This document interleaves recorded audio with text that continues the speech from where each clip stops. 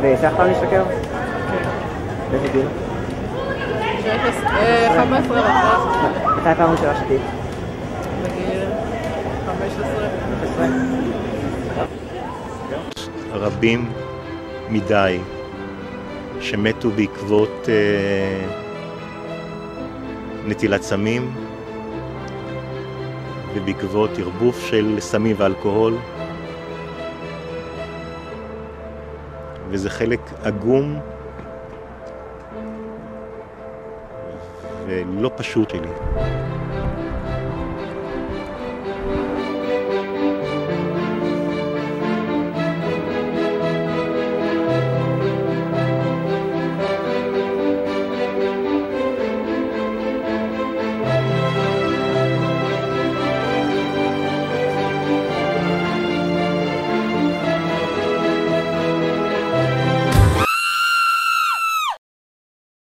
Van harte welkom alle kijkers bij dit programma van IsraelCNN. We hebben onlangs al een programma gemaakt, een introductie van Rabbi Moshe Peleg. En Rabbi Moshe Peleg heeft wat verteld over zijn achtergrond, over de leefwereld als een ultra-orthodox Jood in Misschien. Maar de reden waarom ik eigenlijk hier zit met de rabbijn is omdat ik hem ken van een ongelooflijk en een bijzonder geweldig project. Exact in het hart van Jeruzalem. Een project wat heel hard nodig is. In Jeruzalem gaat het allemaal niet zo goed. Wat we de afgelopen jaren hebben gezien, een toename van gebruik van drugs, een toename van gebruik van alcohol onder jongeren, seculiere jongeren, maar ook meisjes die bijvoorbeeld door loverboys, Arabische loverboys worden verleid en in Arabische dorpen komen en uiteindelijk allemaal hulp nodig hebben. Moshe Peleg, Rabbi Moshe Peleg, of zoals ze hem noemen in Jeruzalem, Rav Peleg, is bezig om deze meisjes te helpen en te redden. Ik ben bij hem geweest op het project diverse malen en ik ben ongelooflijk onder de indruk van de manier ook hoe hij dit allemaal doet. En met hem wil ik vandaag gaan praten over wat is zijn werk, wat doet hij. Welkom, Rav Peleg. Thank you very much. What is the name of your center? My center calls Shorashim Center. What is the meaning of Shorashim? Shorashim, it means roots. Roots. Roots. Why roots? Why not? Like a good Jew, I'm always answering with a question. No, I'm joking. Okay. Because I think that if a person is not connected to his roots, to a more spiritual life, you can't help. Can you explain in a short sentence what you are doing? So we are teaching people that are at risk, youth that are at risk. We are teaching them that there is a goal, that there is a reason why they were created into this world. And because there is a reason, they have to look for the reason why they were created. And they have to use their talent. They have to use their potential that they have in themselves. I'm trying to give them confidence in themselves. That they'll know that because there is a goal, they have to use everything and to take their life up. So the message is for the children, you are not without a reason on this earth. Exactly. There is a God. Exactly. And He is giving you a chance to make a choice in life. Exactly. What I see is that, and I heard sometimes stories, testimonies from girls who are so with respect about you and what you're doing. But you seem sometimes for some people, and you are here in the Netherlands, and we did some, organized some meetings, and you're telling, I'm a little strange rabbi. Why? Let's say that I'm not a very conventional rabbi in the way that I'm rehabilitating this youth. I mean, I'm taking a lot from the Jewish wisdom and the Jewish sources, and it's not always fit to the modern Western psychology. The biggest psychologist in the world for me is Rabbi Nachman from Breslov. He was a very, very big scholar that was living 300 years ago. And the simple advices that he was giving, I have such a big experience that it helped people, it helped youth that had a lot of problems and that they, you know, that they were going through many psychologists, none of them helped them. So it's If- not if- always, if you are talking with a Western psychologist and wow, what's that, you know? Okay, this is the way of counseling that you're Exactly. doing. Exactly. But before we're going to talk about it, and you're giving some examples, what are the people, the girls at risk? What happens in Jerusalem? Are there secular girls or also Orthodox from the background? From every background. And From what all is the backgrounds. age? The ages are usually from 15 up to 25. And what This are is the main. Can you give some problems, what they are having in their lives? It depends. It's very, very personal. But sometimes it's just a teenager rebellion, feelings that a girl has.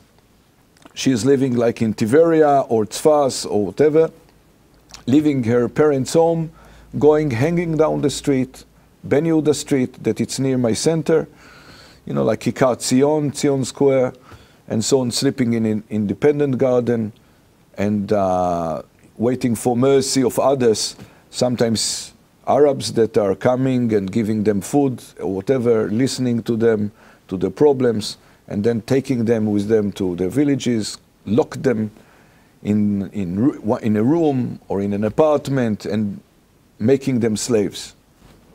Moshe, I know from my experience and my visits that some girls are so talking about you and what you have done with them. And maybe you can explain a little bit about in your center what you are doing. If somebody's coming, how are you going to help? Because people are asking always for help, but you are helping them and it works. For example, you told me a story about this crying girl.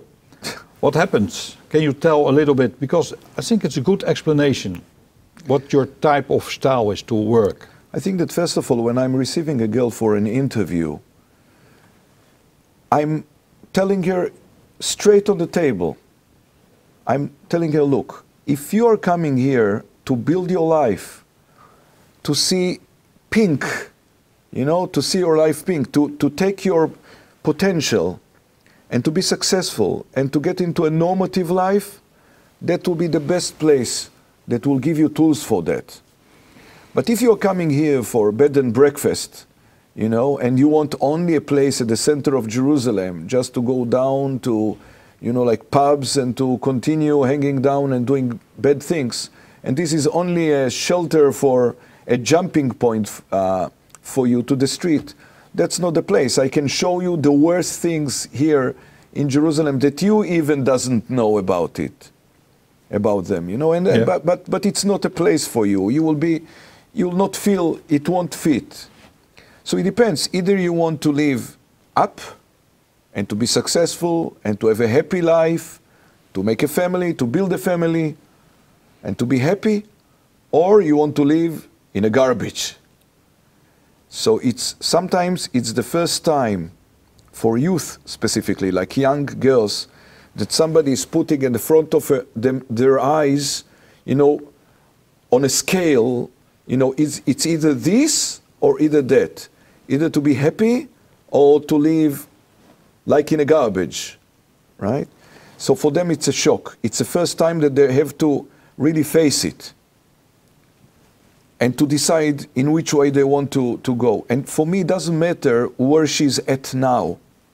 She can be at the bottom of the bottom. She can be on the floor, she can be in the street. Alcoholic, whatever, it doesn't matter.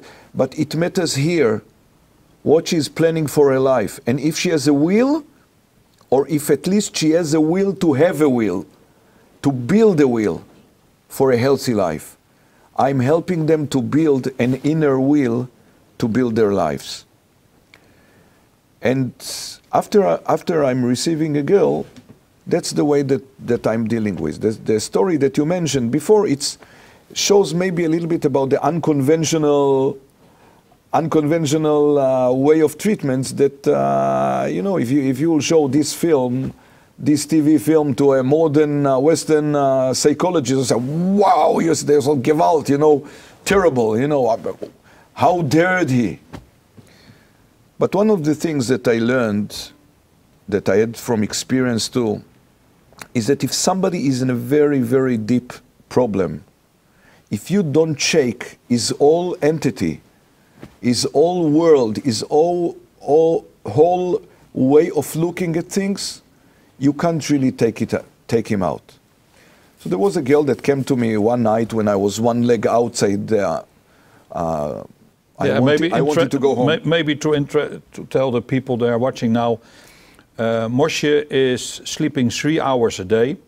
He is working, and you can phone him for 24 hours every day. Except Shabbat. Except, yes, okay, not on Shabbat. And on Shabbat I'm sleeping a little bit And when longer. we had, because if you're saying that you are planning to go home, it's maybe 3 or 4 o'clock in the morning. Yes. Okay. So when I was really ready to go home, a girl entered to my office, sat behind the table, a girl that I never saw her before, and she started to cry. And she's crying, and I was waiting that she will stop. And she continued crying. And I was waiting. And she continued crying. And I was waiting. And she continued crying. And I thought of myself, for how long a person can cry? And she continued crying. And I looked at my watch, you know, I said, and she continued crying. So I felt that she's in a very, very deep crisis now. And I need to do something to shock her. To take her out in her mind from this crisis that she's at. So I started to laugh. So I laughed, and she was crying, and I laughed stronger. And when she saw that I'm laughing, probably she got offended. Why the rabbi is laughing? So she was laughing stronger. So I was crying stronger, louder. So she was crying louder. So I was laughing louder, you know, and it became like, and she was really tears, you know. She got so hurt from my laughing. She was crying, and it became like a competition between us, you know. Who is going to either cry or laugh louder? And then probably what happened was that, like, she got offended, you know, like, why the rough? So probably what happened was that she became confused. I mean, what's going on with this strange creature that is sitting at the other side of the table? You know, this rabbi. Why is laughing at me? I mean, there is no reason why to laugh at a person that is crying, that is in pain. So she started to get confused and to make breaks among the crying. So, you know, like. So she started to ask, I want to know why the Rav is laughing. I said, and I want to know, why are you crying? So she said, no, I want to know why the Rav is laughing. I said, then I want to know, why are you crying? So she got really messed up with all of this.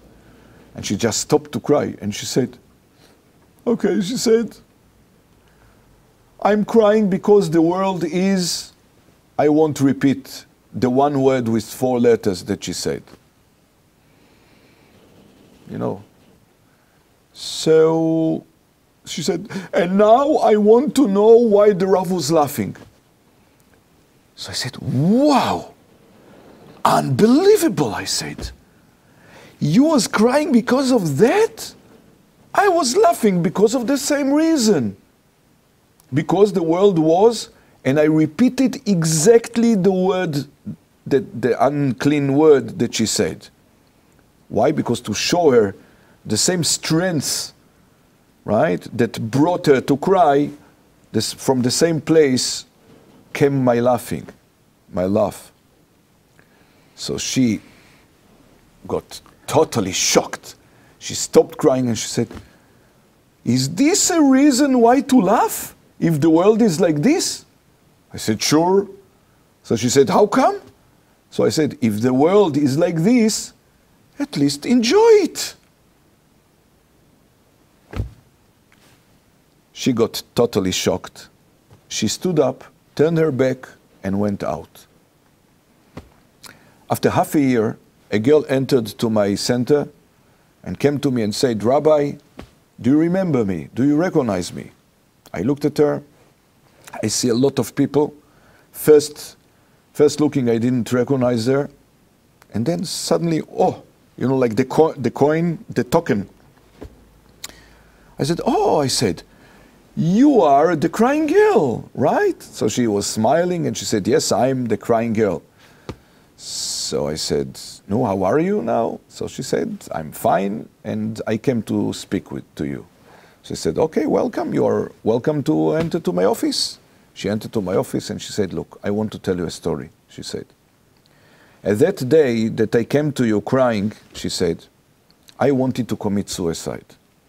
It was after a long process of a lot of pain that I passed in my life. And it was very hard for me. I couldn't see any hope. I couldn't see any light. I couldn't see anything good that can be happened from my life.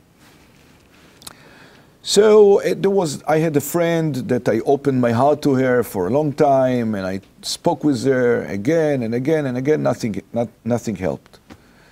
So I told my friend, look, I'm planning to commit suicide, and she really gave up already from me, and she, you know, like she couldn't anymore handle it.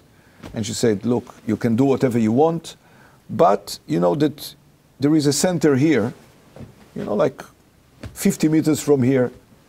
There is an unconventional rabbi. You know, speak with him first, and after that, do whatever you want, you know, with your life. It's your, you know, you're responsible for your life. So she decided to come, to speak with me, to get out, and to commit suicide. She said, okay, no, but I see you alive. I'm asking her. So she said, yes, she said, I came to thank you. You changed the way of looking at things. If I will say in a way that what we see in the Netherlands, and not everybody is doing this, but sometimes you see that people have problems and then they're going to a place or people are helping and always talking about the problems and, oh, you are so sad and we are so sorry for you, and they're always staying in this process, but you are doing it. For example, there are some cases that people are abused by family or something. You have a very strange way for some people to handle this. What is your message to these people? Look, a girl that was abused by her older brother since she was 6 years old till 14, just got raped. Just unbelievable. Can you imagine how can she live, you know? She came very depressed and very tense and she was like a wild horse when she entered to my seminary. And when something happened, I called her to my office and I said, what's going on with you? What's going on with your behavior? What is it? So she said, Rabbi, I'm sorry, but you can understand my past was like this, and you know my past, and you know what I was going through in my life, you know all the pain and all the problems that I had in my life, so what do you want from me? How can you expect, you know, me to behave and to be like everybody else? So I have these problems. So I started to shout at her, and I said, I don't care about your past. And who cares about your past? You're a nice girl, you're pretty, you're intelligent, you have an incredible potential, you're an intelligent girl. You have all the ability, all the potential to be the best, to take responsibility for your life in your hand from this second. You know, if you want to cry for your past and it's preventing you from developing and from progressing towards your future, terrible, and it's your fault.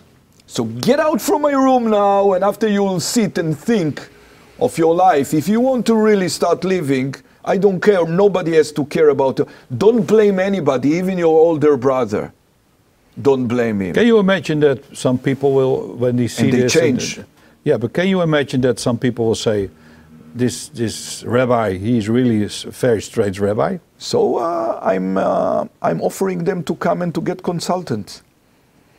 And that is in a way a teaching from this Rabbi Nachman from 300 years ago, to confront people. But you have also dormitories, 4 dormitories. Exactly. And you're living from faith. I heard stories like, wow, this is really a man of faith, a believer in Hashem, in the God of Israel. Because you're telling me stories that if you want to pay bills, there is no money. And suddenly exact amount is coming in an envelope. But always the tension about to survive and all to pay all the bills. This is terrible, you know. For the past 2 months, I had more than 70 girls that were knocking at our doors to give them shelter.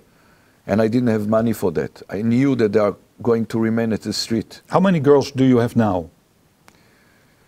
I don't have many. I have 30-something in our dormitories, and we are in contact with another maybe 100 girls that are not sleeping by us, but are coming to take parts in programs. And what I know is that you are giving also some teachings from the Torah, also to give them skills to have a good job later. So you're helping them. And it's also interesting to know the story, and that how many girls are married now?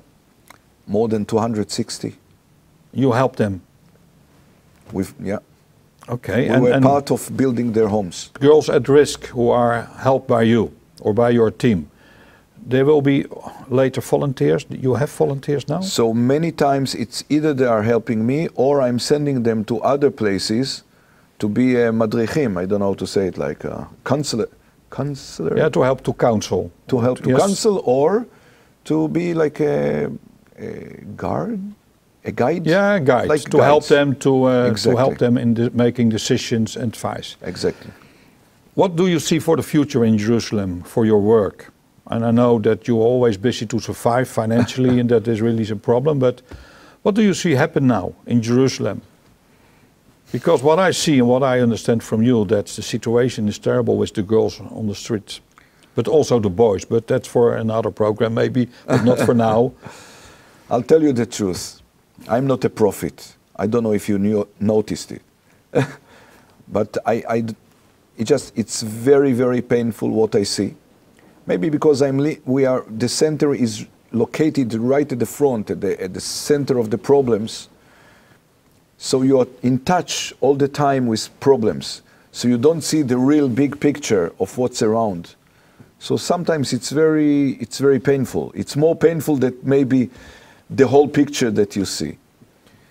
A person has to do whatever he can do according his ability. You know, I had faith, and I thought that because I was created to this world, I have something to do, a mission to do. I have a job that I have to fulfill. I want to give to society. I decided to take my free choice to choose to do good, to give to the world, to be a donating person instead of receiving person. You know, like to give to the world. And if people wants to become partners, welcome.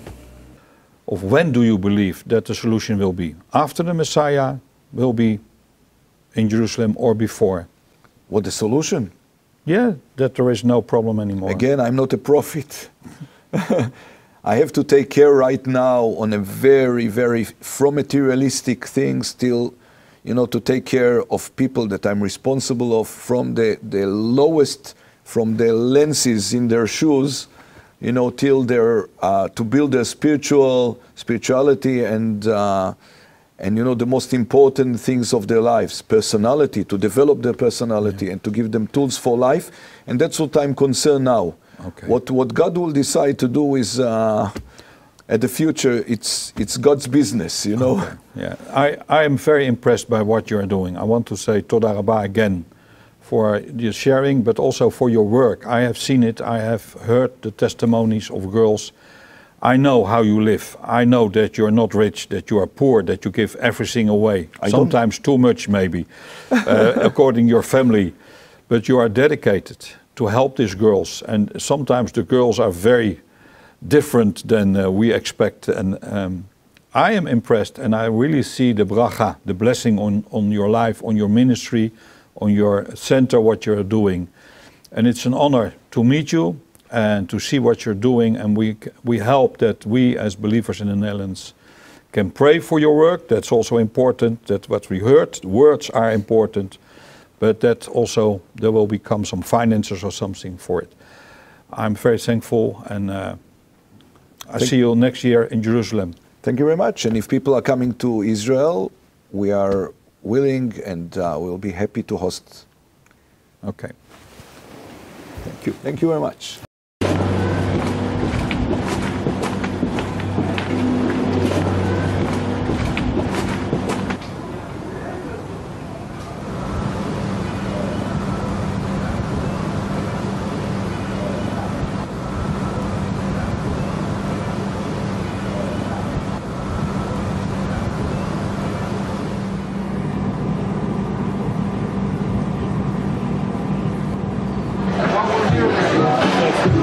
כשאתם יוצאים לעיר,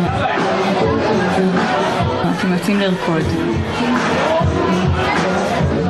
ליהנות עם חברים, לשתות, ולפעמים גם להכיר אנשים חדשים.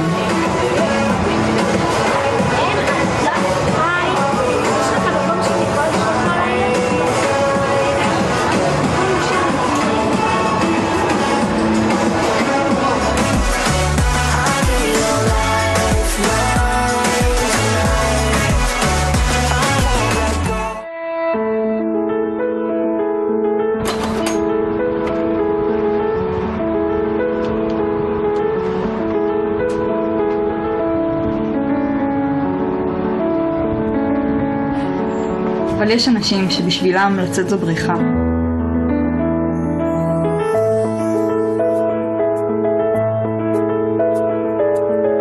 כי אין להם מסגרת. כי אין להם בית.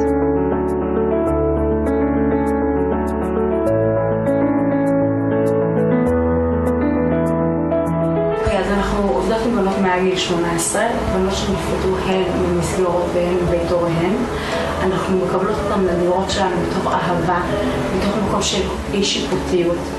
אנחנו עוזרות להם להתעצם ולחזור חזרה לחיים החברתיים.